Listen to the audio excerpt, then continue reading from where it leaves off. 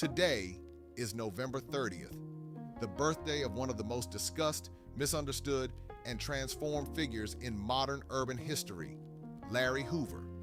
Whether people agree or disagree on his legacy, one thing is undeniable: the evolution of Larry Hoover from a young man navigating the harsh realities of Chicago's South Side to an elder statesman pushing for peace, structure, and growth. Today's episode isn't about the past headlines. It's about the transition, the message, the blueprint of growth and development. Before Larry Hoover was a name that echoed nationwide, he was a young kid raised in the tough streets of Jackson, Mississippi, before moving to Chicago. The 60s and 70s were war zones in many inner-city neighborhoods. Poverty, segregation, lack of opportunity, and the dismantling of black communities were real. Hoover came out of an environment where survival taught the rules, not success. And like many young black men of that era, he got caught in a cycle the system already had waiting. OC Street Files focuses on context, not excuses. Hoover's early life was shaped by the same conditions millions of young men face today. Where most stories stop, Hoover's transformation begins.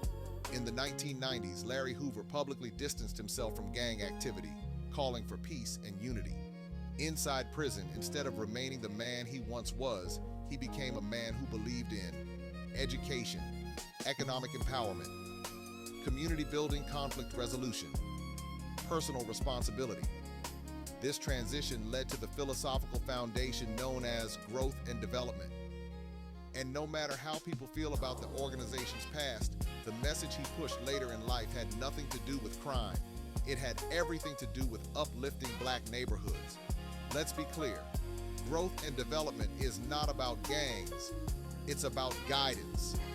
Hoover encouraged men to stop being statistics and start being leaders, fathers, entrepreneurs, students, community pillars. He talked about literacy, self-awareness, financial education, and building a code of conduct that black men could follow to get out of the streets. Whether you agree with Hoover or not, these principles have inspired thousands of people to choose better paths. Even from a cell, Larry Hoover's message shifted. Reports, interviews, letters, all pointed toward a man who evolved beyond his past.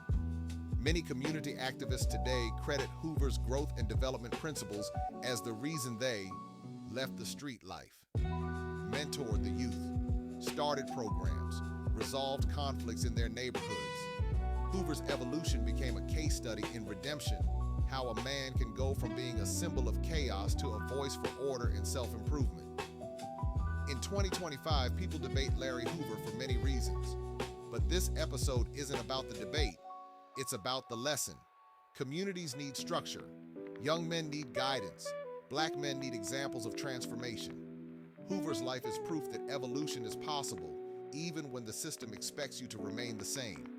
Whether you admire him, critique him, or fall somewhere in between, Larry Hoover wanted peace. He wanted better.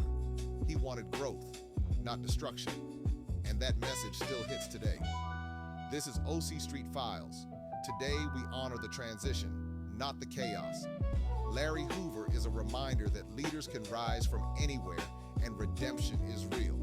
Happy birthday to a man whose story continues to impact millions, for better or worse, but ultimately for growth. Drop your thoughts in the comments and let's talk about the legacy, the blueprint, and the lessons.